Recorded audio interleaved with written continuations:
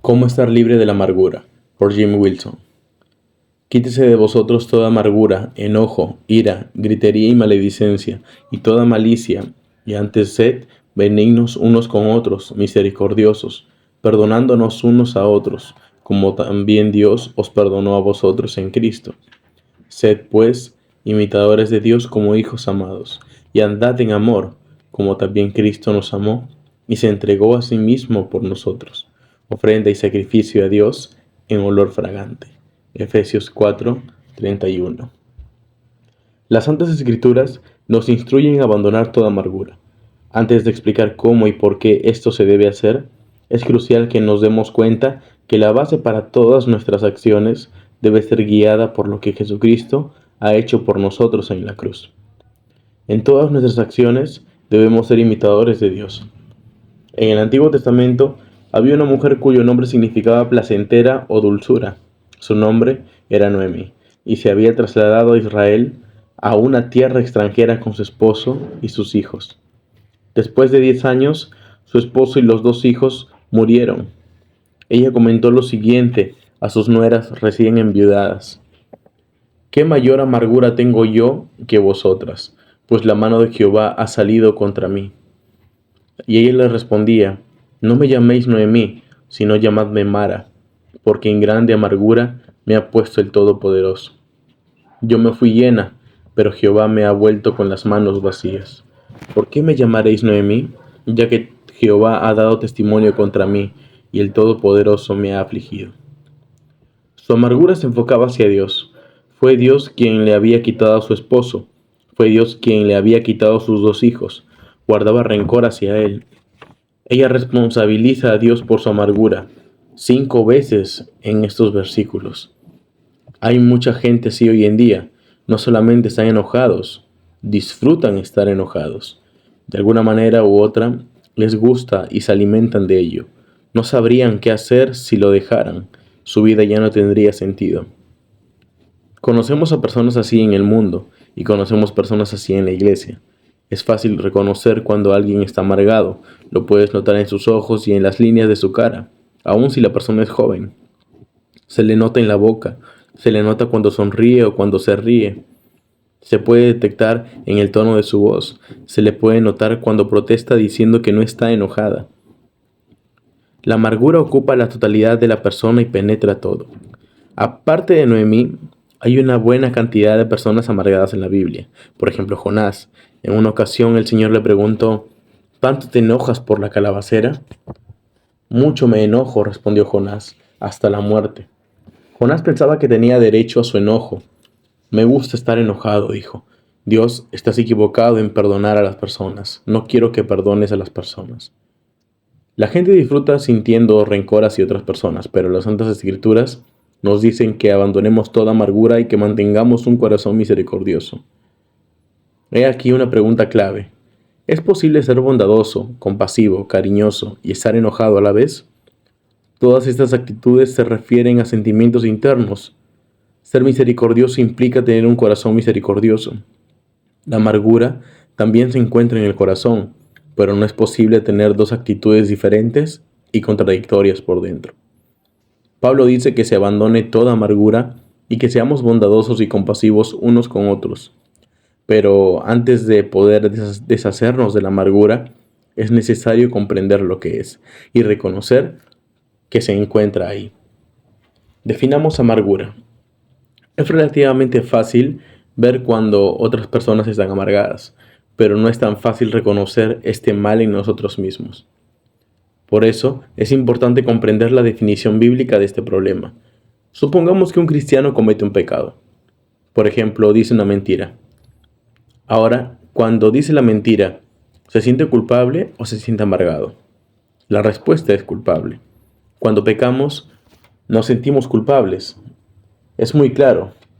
Ahora, supongamos que alguien dijo una mentira acerca de ese mismo creyente y se publicó en toda la ciudad. Ahora, ¿qué siente él? ¿Culpabilidad o amargura? La culpa es lo que sentimos cuando pecamos y la amargura es lo que sentimos cuando otros pecan contra nosotros. La definición misma de la amargura apunta a la acción de otros Si nosotros hubiéramos cometido la ofensa, sentiríamos culpa y sabríamos que debemos confesarnos para poder abandonar nuestro pecado. Puede ser que no confesemos el pecado, pero no sería porque no sabemos que lo debemos hacer. Pero, ¿qué hacemos con la culpa de los demás? La amargura se basa en el pecado de otra persona, sea este pecado verdadero o solamente imaginado. Considera primero un pecado imaginado. A menudo nos enojamos por algo que alguien supuestamente dijo, cuando en realidad no lo dijo. Escuchamos información falsa y nos enojamos. Estamos a la espera de una disculpa de parte de esa persona. ¿Debemos mantenernos enojados por el resto de nuestras vidas debido a que esta persona nunca nos dice que está arrepentida por algo que no cometió? Muchas personas amargadas no pueden concebir la posibilidad de que en realidad están amargadas por pecados imaginados. Cuando se trata de estar enojados, la culpa siempre la tiene otra persona. Si una persona quiere librarse de su amargura, no importa si la otra persona tiene la culpa o no, con tal de que la persona abandone su propia amargura. La causa de la amargura. Pero, ¿qué si la amargura nace a cuenta de un pecado real? Hay muchas personas enojadas que de veras fueron maltratadas. ¿Cómo tratamos una ofensa de verdad? La amargura se basa en un pecado que de alguna manera se relaciona contigo. El tamaño del pecado no tiene nada que ver, es cuán cerca está el pecado lo que te afecta. Por ejemplo, si una inmoralidad terrible sucede en Irán, Irak, el África o China, ¿qué hacemos? Leemos acerca de ello pero no nos sentimos culpables. Leemos acerca de ello pero no nos sentimos enojados. Puede ser que estamos espantados o asombrados pero no nos sentimos culpables, ni nos sentimos enojados. Sin embargo, fue un pecado horrible y alguien de veras lo hizo. Así que la amargura no depende del tamaño de la maldad, sino depende de cuán cerca de mí esté la persona quien cometió el mal. La amargura tiene que ver con la persona que nos son cercanas. ¿Quiénes son los probables candidatos? La respuesta es sencilla. Padres, madres, hermanos, hermanas, esposos, esposas, amigos, amigas, compañeros, jefes, subalternos, colaboradores, socios y tal vez algún otro pariente, abuelos, tíos y otros. Hasta hay personas que están enojadas con Dios. No nos amargamos con la maldad que sucede fuera de nuestro propio ambiente. La amargura se basa en el pecado de la persona que nos es cercana y quien hizo algo en contra de nosotros. Puede ser una cosa pequeña, no tiene que ser una cosa grande, solamente tiene que ser algo cometido por alguien cercano. Por ejemplo, tu marido cuando no recoge sus calcetines. ¿Debes amargarte por eso? Pues no. ¿Y si lo haces 5000 veces? Tal vez pienses que tienes derecho a estar amargada, pero la Biblia no concede a nadie el derecho de amargarse. El texto dice que abandonemos toda amargura. Hebreos 12:15 dice, mirad bien, no sea que alguno deje de alcanzar la gracia de Dios, que brotando alguna raíz de amargura os estorbe, y por ella muchos sean contaminados. Aquí la amargura se describe como si fuera una raíz. Una raíz es algo que está debajo de la tierra y no puede verse, pero hay evidencias de su presencia cuando la acera se levanta. El hecho de que no puedas ver las raíces no quiere decir que no están allí. Tampoco quiere decir que jamás se verán. Las raíces absorben alimentos, dejan de ser raíces y con el tiempo ascienden afuera de la tierra. El fruto de una planta está directamente relacionado con la raíz que lo produce. Las raíces de un manzano nos proveen manzanas. Si hay una raíz que es amarga, producirá fruto amargo. Esto es lo que quiere decir el versículo cuando dice, tengan cuidado de que ninguna raíz amarga brote, cause dificultades y corrompa a muchas personas. ¿Alguna vez has visto la amargura recorrer una iglesia? La amargura puede recorrer una iglesia como un incendio en el bosque. Puede recorrer un lugar de trabajo o un hogar.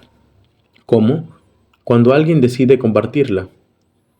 Alguien está enojada, permite que la raíz suba a la superficie y produzca fruto. La comparte y muchas personas más se amargan. El autor de Hebreos nos advierte acerca de esto. Dice que tengamos cuidado de no dejar pasar la gracia de Dios por alto. Cuando se le da lugar, la amargura brota y corrompe a muchos, los hace impuros.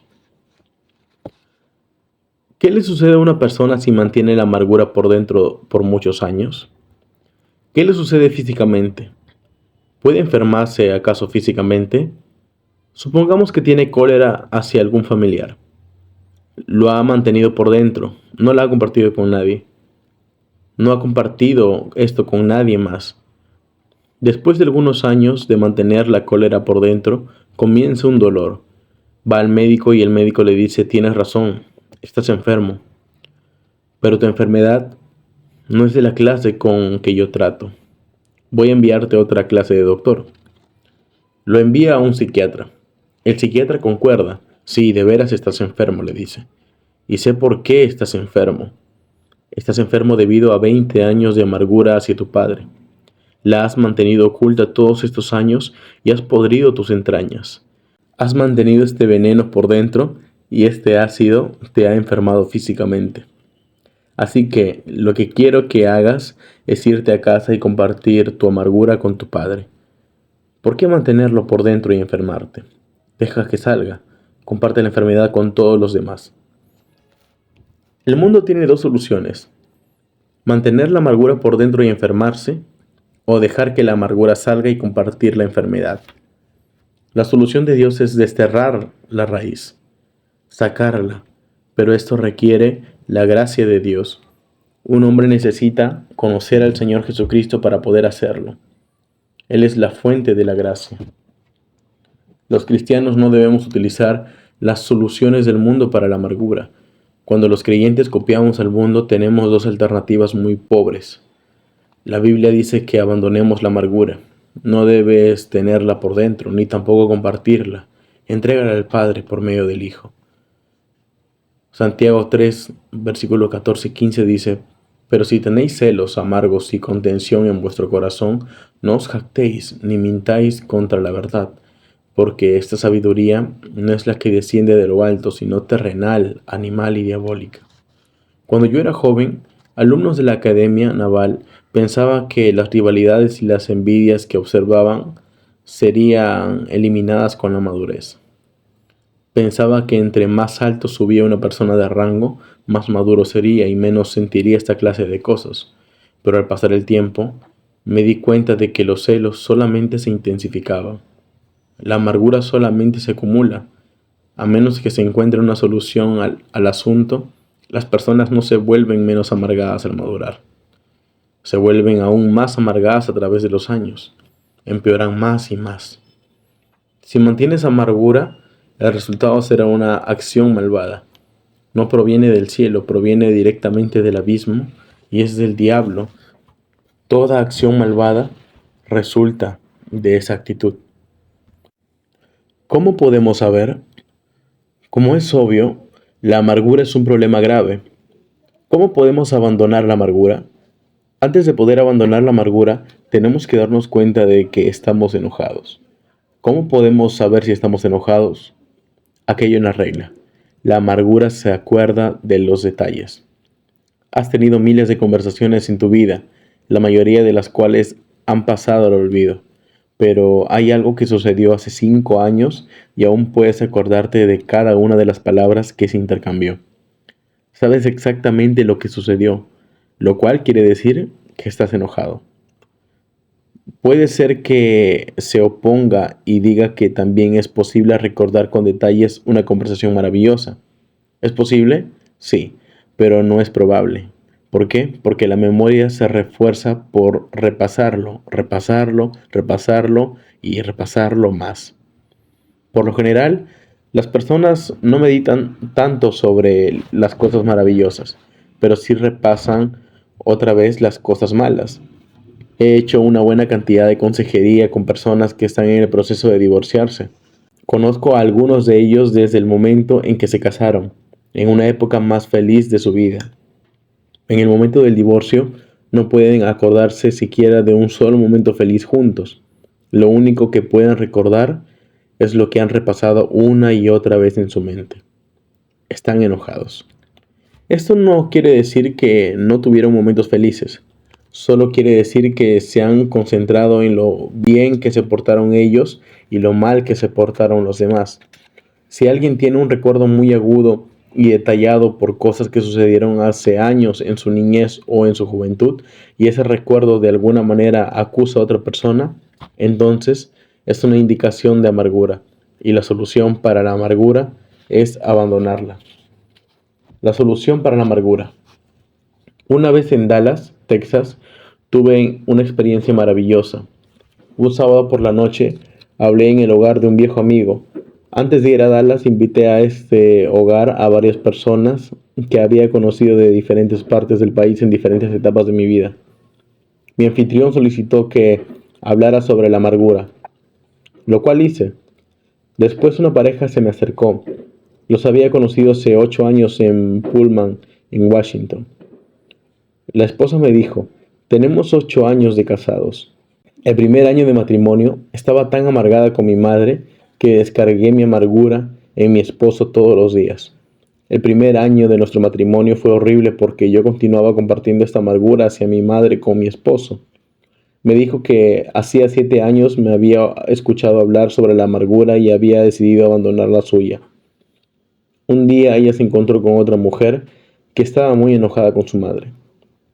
Ella me relató lo que pasó en ese momento. Pensé, puedo ayudar a esta mujer, puedo compartir todas mis experiencias similares. Fui para compartirlas con ellas, pero no pude recordar ninguno de los detalles. Los recuerdos detallados habían desaparecido. Lo único que le pude decir fue que antes me acordaba de detalles, pero ahora no los recordaba. El Señor de veras había curado su amargura. En otra ocasión enseñé un curso que duró 4 semanas sobre el matrimonio. Coloqué un aviso en el periódico y no sabía quiénes asistirían. Vi a una mujer cuyo médico le había recomendado que tomara la clase. Ella entró y yo puedo decir con toda honestidad que jamás en toda mi vida había visto a nadie con una apariencia más amargada. Había acumulado 40 años de amargura. Aquella noche, ella abandonó su amargura y sacó una cita para verme el día siguiente en la librería donde yo trabajaba. Ella entró al almacén y no supe quién era.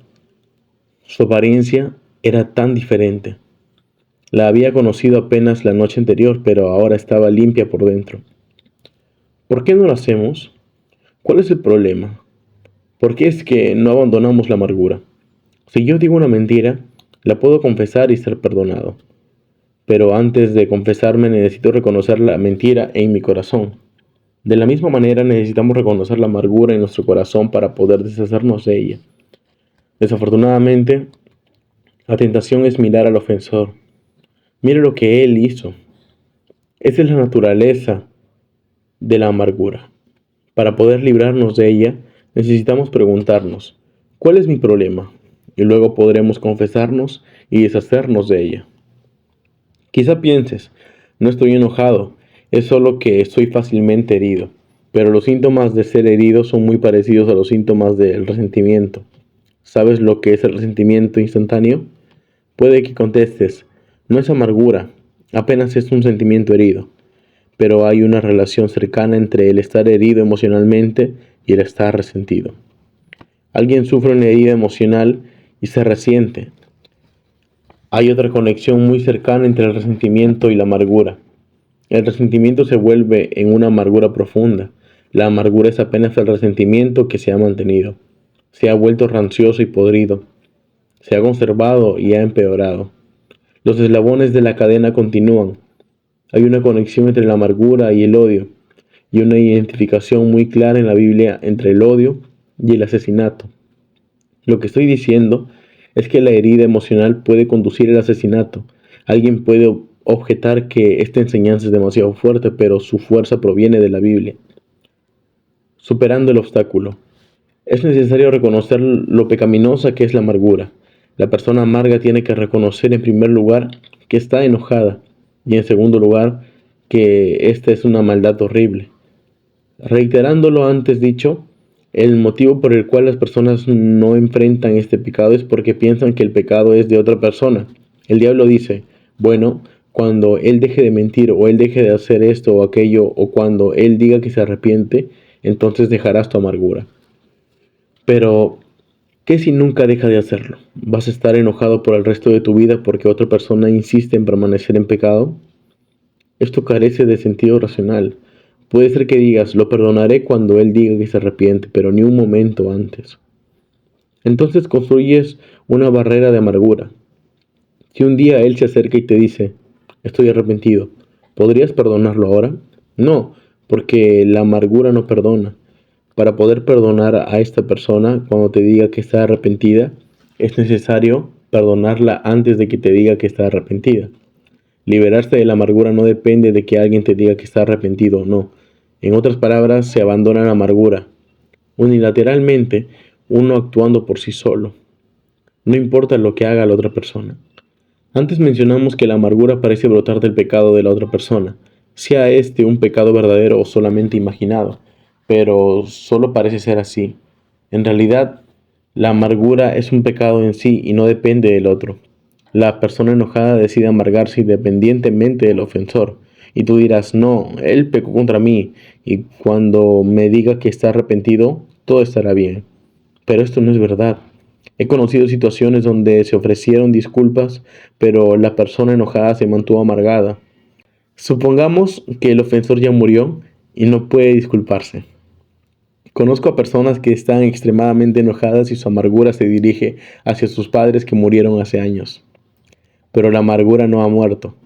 La amargura es el pecado únicamente de la persona amargada, sin relación a ninguna otra persona. Una vez fui a la prisión estatal de Washington, en Walla Walla, para pasar el día con los presos.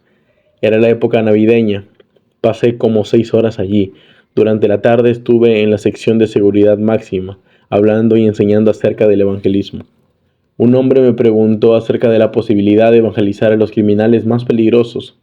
Tenía un interés verdadero en tal evangelismo y le hablé acerca del tema. Luego pasé tiempo en la sección de seguridad mínima, custodia de protección y otros lugares.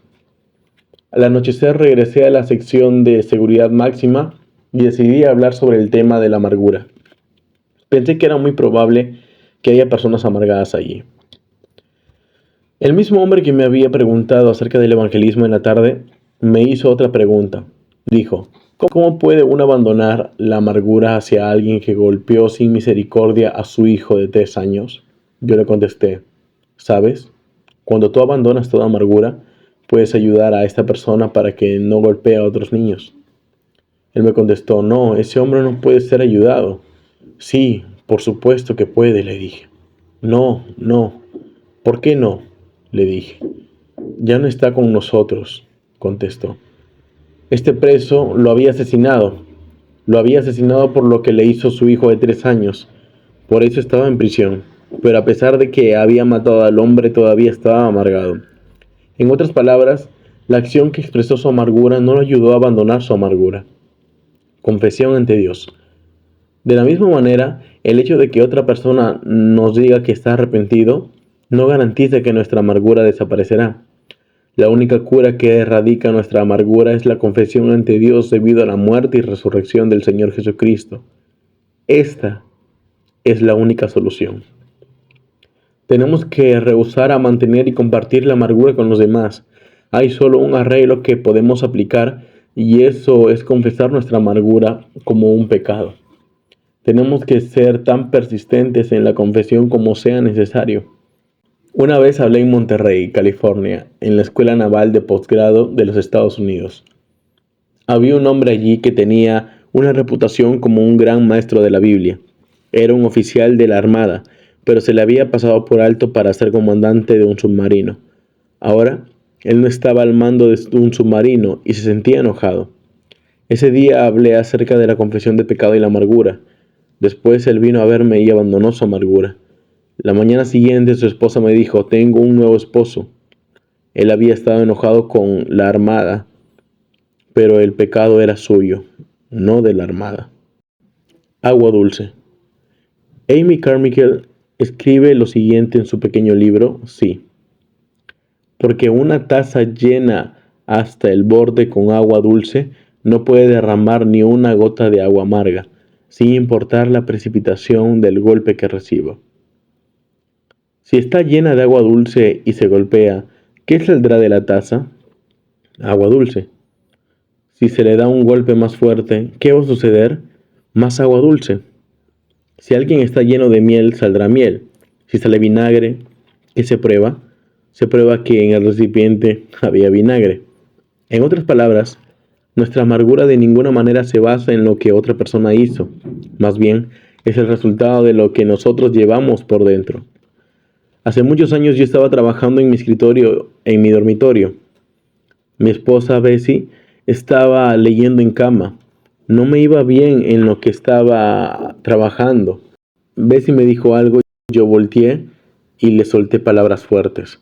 Fue algo que no era propio de un cristiano. Me miró maravillada, se levantó y salió del cuarto. Me quedé sentado pensando, ella no debió interrumpirme mientras trabajaba. Pasaron aproximadamente 10 minutos, tal vez más. Estaba enojado con Bessie, pero lo único que ella hizo fue dar un golpecito a la taza. Lo que salió de la taza fue lo que ya estaba en ella. Si yo hubiera estado lleno de dulzura y luz, no hubiera pasado nada. Me quedé allí sentado pensando acerca de lo que había hecho. Yo debí reconocer mi error porque ya había aprendido la verdad acerca de la amargura. Sin embargo, todavía pensaba en su pecado. Uno siente gozo acusando a otra persona. Algunas personas hacen esto por años. Después de pensarlo un rato, fui a mi lado de la cama. Me arrodillé y dije, Señor, yo fui el único culpable. Fue mi amargura y mi pecado. Los estoy confesando y abandonando. Por favor, perdóname. Me levanté y pensé, pero mira lo que ella ha hecho. En ese momento me arrodillé de nuevo. Dios, estoy arrepentido por lo que hice. Acepto la responsabilidad por lo que me pasó. Fue mi pecado, únicamente el mío. Entonces me levanté y dije, Dios, tú y yo sabemos quién realmente tuvo la culpa. En ese momento me arrodillé de nuevo. Me quedé de rodillas por 45 minutos hasta que pude levantarme y no decir, mira lo que ella hizo. Ahora no me acuerdo de lo que ella me dijo. No me acuerdo en qué estaba trabajando yo en el escritorio. No me acuerdo de los detalles. La única cosa que recuerdo es que oré. Pero también sé que si no me hubiera deshecho de la amargura, aún recordaría hasta el día de hoy exactamente lo que pasó. Esta es la naturaleza de la amargura. En resumen, para poder librarme de la amargura necesito verla como mi pecado, únicamente el mío. No se abandona de ninguna otra manera, sino reconociéndola como un pecado contra Dios Santo, confesándola y recibiendo el perdón. La dificultad se encuentra en dejar la culpa a la otra persona. El mismo hecho de que piense que el problema es de otro, indica que no lo es. Si el problema realmente fuera suyo y yo estuviera lleno de dulzura y luz, en vez de estar enojado estaría inquieto por la otra persona. Si este fuera el caso, yo pensaría, pobre de él, mira lo que hizo. Si yo hiciera algo así me sentiría horrible. A lo mejor él se siente horrible. Iré a ayudarlo. Pero si esa no es mi reacción, entonces yo soy el culpable y no él. Creo que el pecado de la amargura es uno de los mayores impedimentos del reavivamiento en este país. Cuando los cristianos comienzan a confesar sus propios pecados, podrán perdonar los pecados de los demás.